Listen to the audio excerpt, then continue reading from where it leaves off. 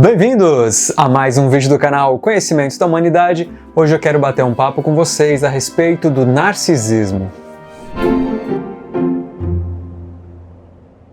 Para falar de narcisismo, é legal falar que tecnicamente tem diferença entre o transtorno de personalidade e estados ou momentos. Então, tem um transtorno de personalidade narcísico e estados e momentos narcísicos. O que vai mudar de um para o outro é a frequência com que esses episódios acontecem e o quanto afeta a relação com o outro, com o meio, com o mundo e com você próprio. Como é que isso te afeta nessa frequência específica. Então é muito provável que o que eu vou falar aqui muitos de vocês se identifiquem e já façam um autodiagnóstico, sou narcisista, não sei o quê, mas eu quero que vocês tenham calma nesse momento. É muito comum a gente se identificar com qualquer diagnóstico, com qualquer descrição de qualquer coisa. Não é à toa que o Dr. Google tá aí para falar que a gente tem todas as doenças do mundo. Então calma e vamos entender um pouquinho e prestem atenção na frequência. Talvez de fato um de vocês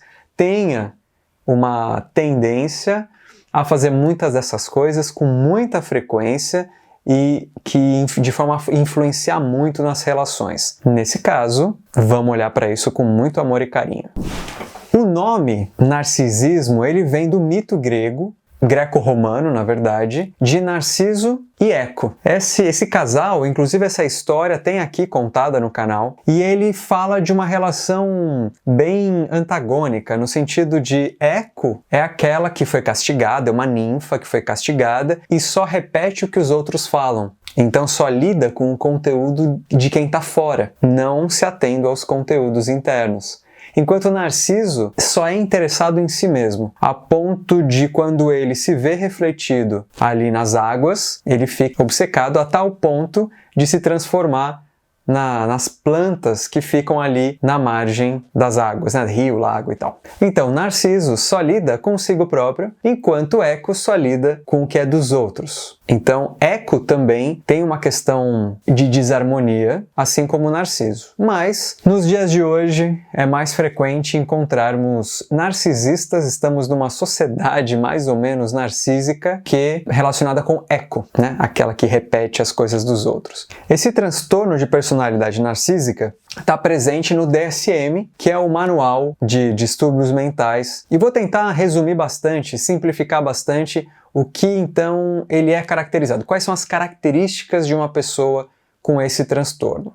Então, primeiro, dá extrema importância para si próprio, excessiva importância para si próprio, se acha especial, único e busca se relacionar com pessoas também únicas e especiais. Também entendem que merecem tratamento especial e que suas expectativas sejam atendidas automaticamente. Não é uma questão de troca. As expectativas têm que ser atendidas automaticamente. São pessoas que tiram vantagem dos outros para um objetivo próprio, para um objetivo pessoal, têm uma certa carência e dificuldade de ter empatia, de se identificar com a necessidade, com o sentimento dos outros.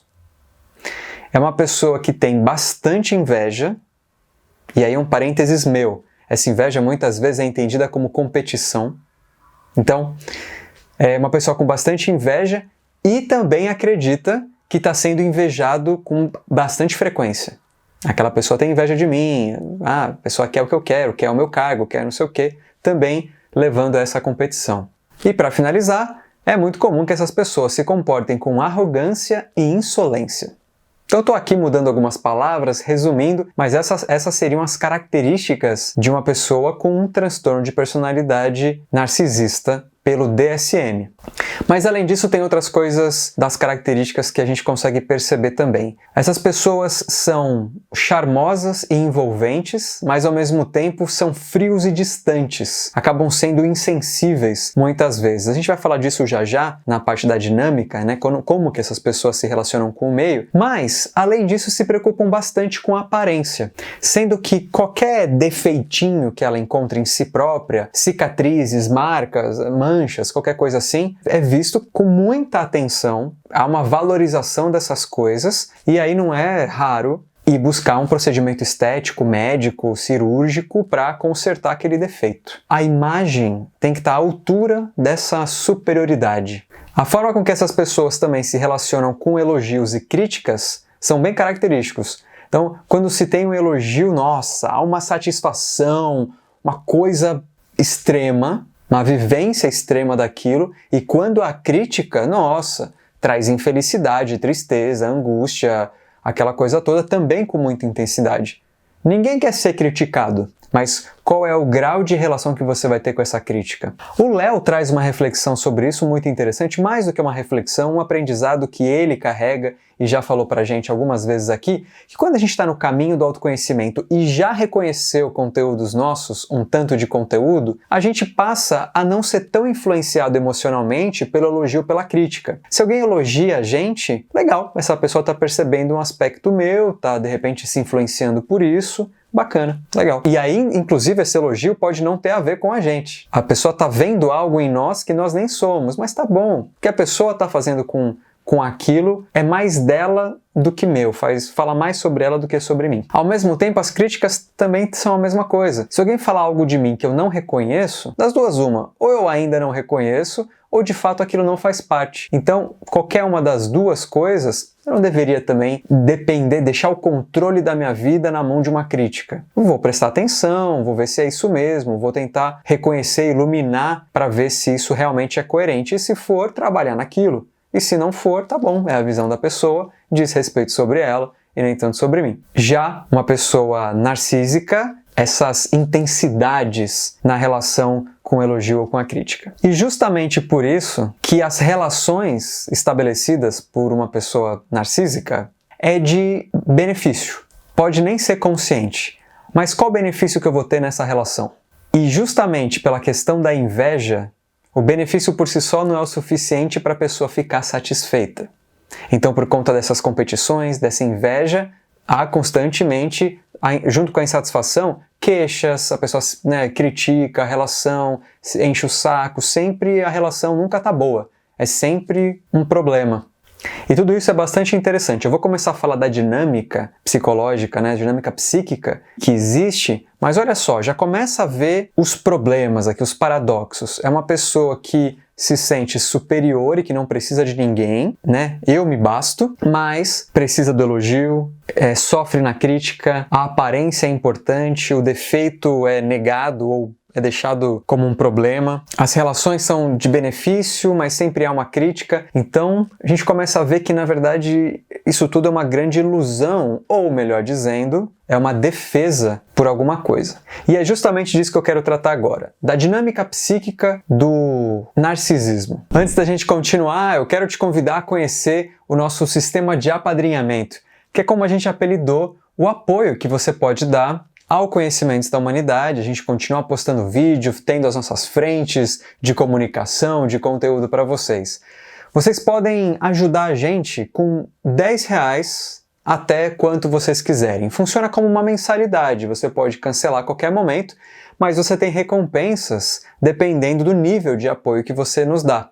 Desde sugestão e votação em tema, grupos de estudo, lives exclusivas, conteúdos exclusivos, sorteio de livro, tem bastante coisa legal. Acesse o link que vai estar aqui na descrição desse vídeo para você ter uma melhor noção das recompensas, vale a pena, não vale, e a gente se vê lá. É muito comum a pessoa ter uma personalidade narcísica ou ter esses estados, esses momentos narcísicos, por conta de momentos da vida em que ela se sentiu abandonada, vulnerável, frágil, desamparada. Então tudo isso, você vivenciando, percebendo a realidade dessa maneira, automaticamente você precisa se defender. O ego precisa se defender desses sentimentos, dessa percepção, que é muito similar à de aniquilação. Eu estou sozinho e não tem ninguém aqui para me defender. Isso, inclusive, de alguma maneira, ter alguém para me defender é instintivo. Não sei se vocês já tiveram a oportunidade de ver esses documentários de animais, que quando a mãe precisa sair do bando ou deixar de proteger os filhos por alguma necessidade qualquer, o quanto eles ficam ali berrando e procurando, de alguma maneira, a volta da mãe. Então isso é muito instintivo, né? O quanto a gente busca a proteção do outro, principalmente quando não entendemos que somos suficientes ainda, né? Na infância ou coisas assim, quando ainda de fato dependemos do outro. Só que, se a gente é dependente e nos vemos numa situação de vulnerabilidade, e lembrando que é percepção nossa, não necessariamente estamos vulneráveis, frágeis, abandonados, é como a gente percebe a situação. Ou seja, pode ser de fato um abandono objetivo e pode ser um abandono simbólico. Não ganhei o que eu queria, me senti sozinho no berço, sei lá qual é a situação. Existem várias formas psíquicas, emocionais, de se defender dessa percepção. Uma delas é se sentir autossuficiente. Se ninguém vai me defender, se ninguém é confiável o suficiente, se ninguém tem poder, qualquer coisa assim, para me defender, então eu tenho que me bastar. Eu tenho que me defender. Eu tenho que ser independente e autossuficiente.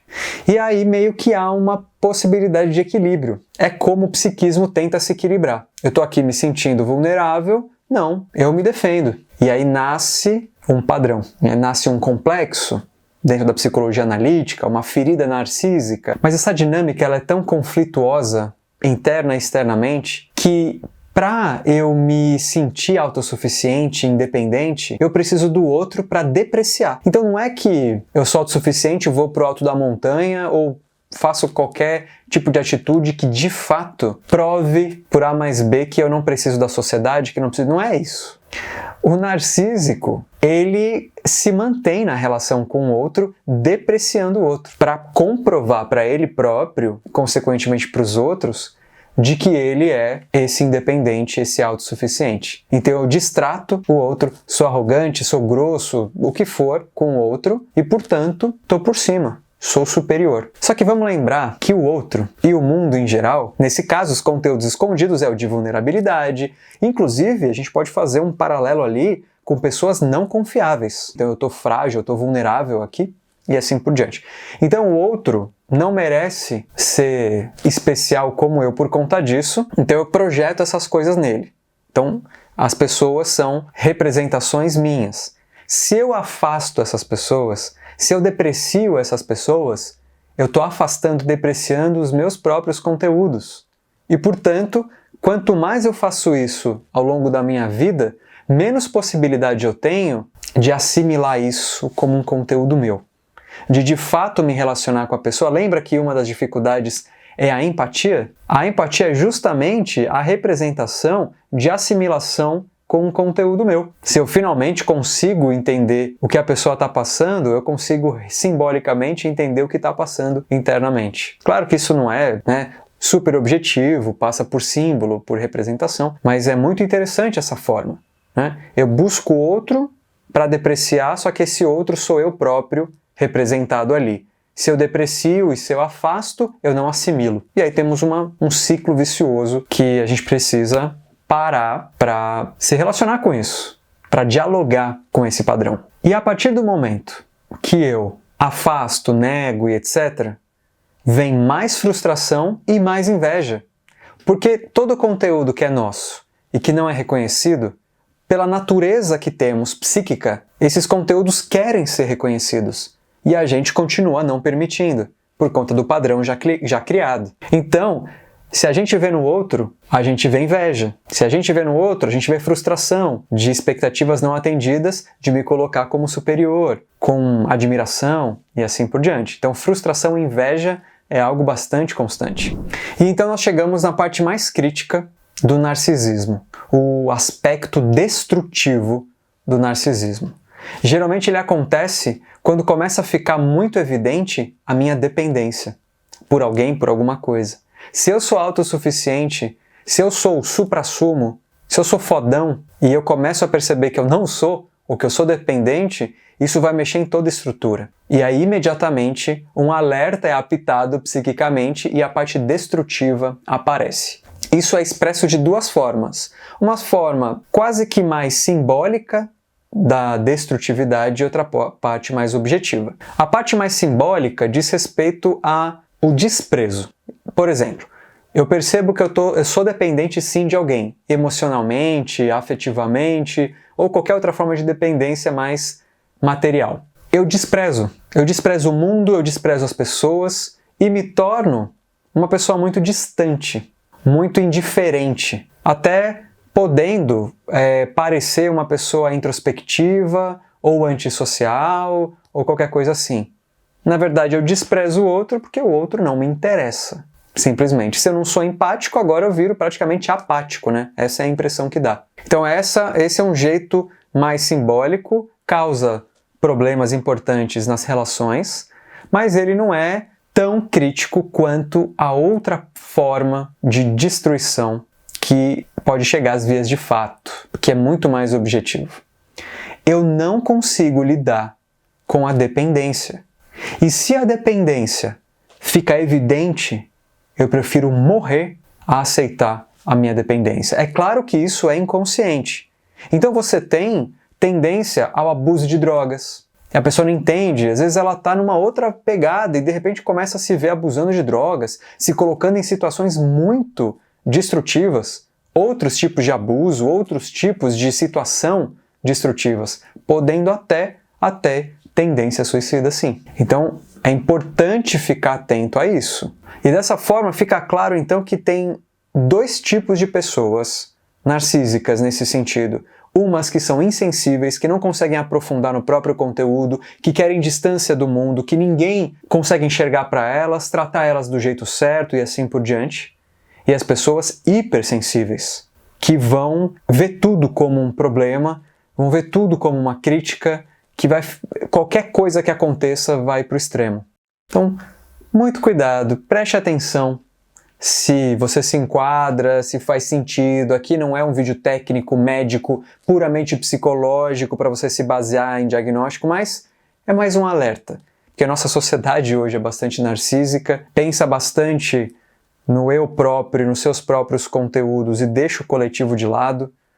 Fiz um vídeo, inclusive, recente sobre isso, né? Vale a pena aqui dar uma olhada sobre ouvir o outro. E eu também te convido a prestar atenção em si próprio e nos outros. Lembrando que é sempre importante, então, prestar atenção nas suas relações, consigo e com o outro. Seja numa autoanálise, seja com a ajuda de alguém, numa terapia que for. Psicoterapia, outros tipos, é importante prestar atenção em como você está lidando com a vida. Um beijo no seu coração e até a próxima.